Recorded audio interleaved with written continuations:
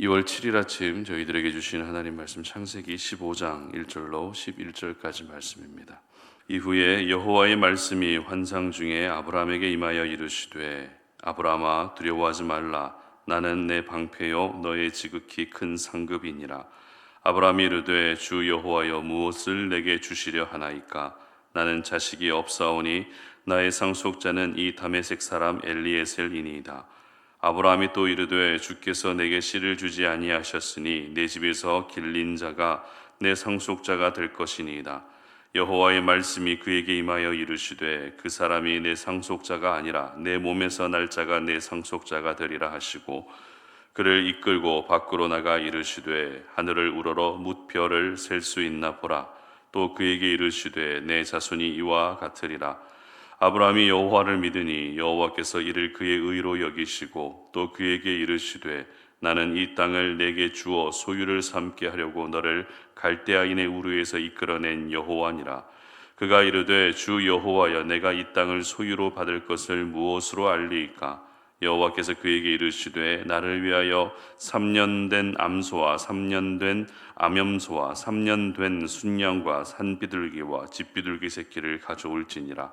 아브라함이 그 모든 것을 가져다가 그 중간을 쪼개고 그 쪼갠 것을 마주 대하여 놓고 그 새는 쪼개지 아니하였으며 솔개가 그 사체 위에 내릴 때에는 아브라함이 쫓았더라. 아멘. 두려워하지 말고 하나님을 믿으라 라는 제목으로 오늘 하신 말씀 전합니다. 성경에서 두려워하지 말라는 말은 모두 365번이 나온다고 합니다. 직접 세보지는 않았지만 만약 이 말이 사실이라고 했을 때 1년이 365일이기 때문에 매일의 삶을 두려워하지 말라는 의미로 해석할 수 있습니다. 그리고 반대로 인간은 매일의 삶을 두려워하게 되는 여러 요인들이 있다는 것도 우리는 알게 되죠. 그렇다면 사람들은 무엇을 그렇게 두려워할까요? 어렸을 때는 놀이기구를 타거나 아니면 귀신과 같은 영적인 존재를 두려워했던 적이 있었을 겁니다. 그러나 이제 어른이 되고 철이 들고 세상 속에서 이런저런 일을 겪으면서는 두려움의 대상이 점점 바뀌게 됩니다. 그래서 이제는 사랑하는 사람과 헤어지는 것을 두려워하게 되고 또 불확실한 미래에 대한 두려움이 생깁니다. 다시 말해 두려움에 대한 더 깊은 고민을 하게 된다는 것입니다. 그러고 보면 두려움을 이겨내고 두려움을 극복하는 것도 우리가 인생을 살아가는 데 있어서 참 중요한 것 같습니다. 그렇다면 두려움의 반대말은 무엇일까요? 의미상으로는 두려움의 반대말은 두려워하지 않는 것입니다. 그러나 성경에서 말하는 두려움의 반대말은 두려워하지 않는 것이 아니라 바로 믿는 것, 믿음입니다. 오늘 본문이 이것을 저희들에게 잘 보여주고 있습니다. 창세기 15장은 하나님이 아브라함과 언약식을 하는 내용입니다. 언약과 언약식은 분명 다릅니다. 언약은 언약의 내용만 담고 있지만 언약식은 그 언약을 지켜야 된다는 서로 간의 약속과 확인과 같은 시간입니다. 예를 들면 두 사람이 구두로 약속하는 것과 그 약속의 내용을 종이에 기록해서 서로 사인하는 절차를 거치는 것은 전혀 다른 것이죠. 구두로 약속하게 되면 잊어버릴 일도 있고 또 지켜도 그만, 지키지 않아도 그만이지만 서로 사인까지 했는데도 불구하고 지키지 않게 되면 그에 대한 책임이 따르기 때문에 지켜야 되는 의무가 더 무겁게 주어집니다. 따라서 언약은 개인적 의미가 강하다면 언약식은 이보다 더 넓은 공적인 의미가 강한 것입니다. 분명 하나님은 아브라함을 갈대아 우르에서 부르시면서 언약을 맺으셨습니다. 사실 하나님이 맺으신 언약이기 때문에 굳이 언약식까지 진행하지 않아도 하나님은 그 언약을 반드시 이행하십니다. 그러나 아브라함의 입장에서는 아무리 하나님이 언약을 하시고 약속하셨다 할지라도 정작 현실은 어떻습니까? 그 언약의 내용이 하나도 이루어지지 않고 있다면 복잡한 생각이 들 수밖에 없는 것입니다. 그런 차원에서 오늘 본문의 언약식은 하나님을 위한 언약식이 아닌 아브라함을 위한 언약식이었던 것입니다. 비록 지금은 이루어진 것이 없어도 그럼에도 불구하고 내가 한 약속은 내가 반드시 지키겠다고 하는 언약에 대한 하나님의 의지를 보여주셨던 것입니다. 특별히 이 언약식이 진행되기 직전의 상황에 아브라함에게 찾아온 감정은 바로 두려움의 감정이었습니다. 1절 보시기 바랍니다. 이후에 여호와의 말씀이 환상 중에 아브라함에게 임하여 이르시되 아브라함아 두려워하지 말라 나는 내 방패요 너의 지극히 큰 상급이니라. 아멘. 그런데 여러분, 오늘 본문의 바로 앞 본문인 창세기 14장은 아브라함의 멋진 믿음을 볼 수 있는 장 아니었습니까? 잡혀간 롯을 구출해 내오고 하나님께 감사하는 마음으로 제사장 멜기세덱에게 11조를 드렸습니다. 그리고 소돔 왕의 제안을 거절하면서까지 모든 승리와 축복은 하나님에게서 온다는 것을 확고하게 믿었다는 것입니다. 이렇게 아름다운 믿음의 이야기에 바로 이어지는 이 아브라함의 마음 상태가 두려움의 상태였다는 것이 한편으로는 실망스럽게 보여질 수도 있을 것 같습니다. 그러나 이와 같은 모습이 사람이라면 누구에게서나 보여지는 모습이기 때문에 실망스러워하는 것이 아니라 나는 그러지 말아야 되겠다라는 쪽으로 우리는 마음을 가질 수 있었으면 좋겠습니다. 특별히 아브라함에게 찾아온 두려움은 후손에 대한 두려움이었죠. 2절 말씀 보시기 바랍니다. 아브라함이 이르되 주 여호와여 무엇을 내게 주시라 하나이까 나는 자식이 없사오니 나의 상속자는 이 다메섹 사람 엘리에셀이니이다. 하나님이 아브라함과 맺으신 언약은 크게 세 가지 내용으로 이루어져 있습니다. 첫 번째는 후손에 대한 내용, 두 번째는 땅에 대한 내용, 그리고 세 번째는 아브라함을 통해 만국이 복을 받게 될 것이라고 하는 이 세 가지 내용으로 언약이 이루어져 있습니다.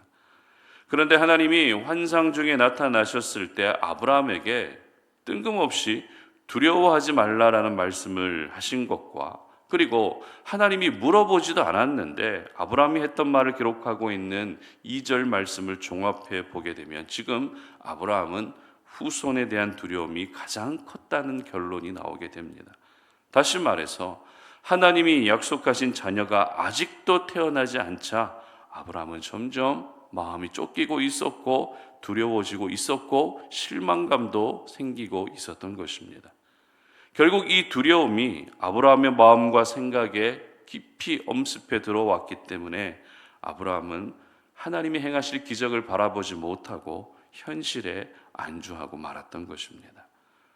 하나님, 내가 하나님의 약속을 바라보면서 고향을 떠난 지 어언 10년이 됐는데 아직도 자식이 없습니다. 그냥 엘리에셀이라고 하는 종을 나의 상속자로 삼겠습니다 라고 하는 현실에서 벗어나지 못하는 그런 말을 하고 말았던 것입니다. 이처럼 두려움은 우리의 믿음을 방해합니다. 두려움은 우리로 하여금 믿음의 생각을 하지 못하게 합니다. 두려움은 믿음의 세계와 동떨어진 현실의 세계에만 머물러 있게 한다는 것입니다.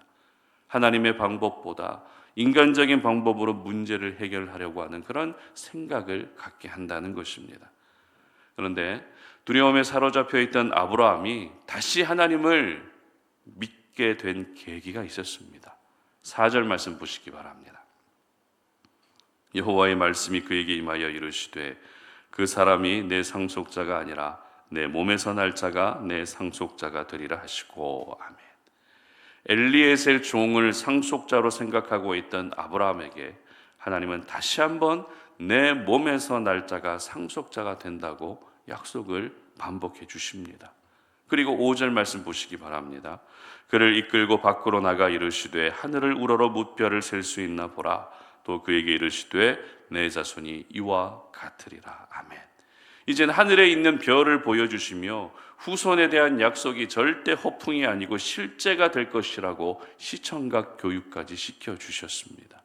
바로 이 일이 있고 나서 6절 말씀 보시기 바랍니다. 아브라함이 여호와를 믿으니 여호와께서 이를 그의 의로 여기시고. 아멘. 두려움으로 가득 차 있던 아브라함의 믿음이 다시 회복될 수 있었던 것입니다. 그렇다고 아브라함이 지금까지 하나님을 믿지 않았던 것은 절대 아닙니다. 믿음을 가지고 있었지만 두려움의 크기와 두려움의 무게가 너무 크다 보니 믿음이 그 두려움에 가리워져 있었던 것입니다. 그러나 하나님의 말씀과 하나님의 배려로 가려져 있던 믿음이 다시 드러나게 됐던 것입니다. 그렇습니다. 세상을 살다 보면 누구나 두려움에 사로잡힐 때가 있습니다. 그리고 이 두려움이 오랜 시간 우리의 생각과 마음을 지배하기도 합니다. 그러나 하나님은 두려움 속에 살아가는 저희들을 그냥 두지 않으십니다.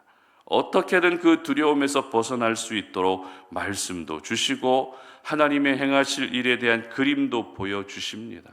이렇게까지 우리를 위해 쉬지 않고 일하시는 하나님을 생각해서라도 더 이상 우리는 두려움에 사로잡혀 있으면 안 되는 것입니다. 하나님의 사람은 두려워하지 말고 하나님을 믿어야 되는 사람입니다. 두려움이 믿음으로 바뀌는 일을 삶의 전 영역에서 경험하고 또 경험할 수 있어야 되는 것입니다.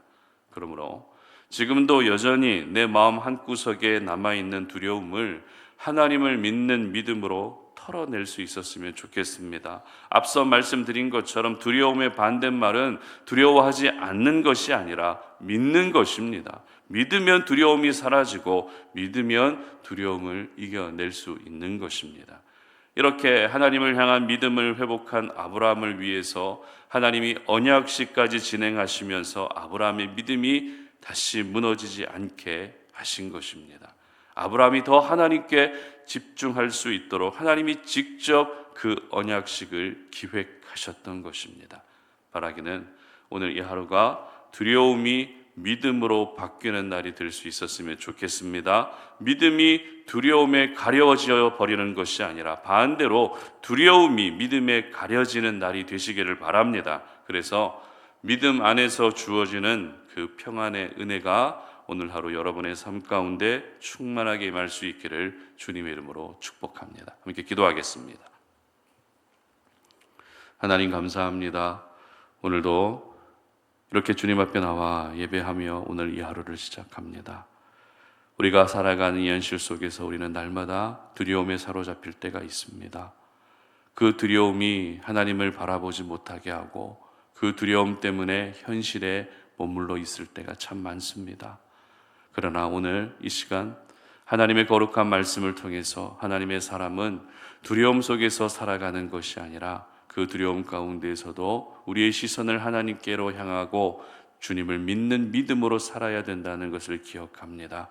우리 사랑하는 송탄 오륜의 모든 지체들이 오늘 이 하루를 살아가면서 두려워하지 않게 하시고 하나님을 믿는 믿음으로 살 수 있는 복되고 은혜로운 날이 될 수 있도록 도와주시옵소서. 지금도 우리의 생각을 지배하고 있는 모든 두려움들이 오늘 이 아침에 기도하며 하나님의 거룩한 말씀을 의지하며 나아가면서 다 사라질 수 있는 은혜를 허락하여 주시옵소서. 감사드리며 예수님의 이름으로 기도드립니다. 아멘.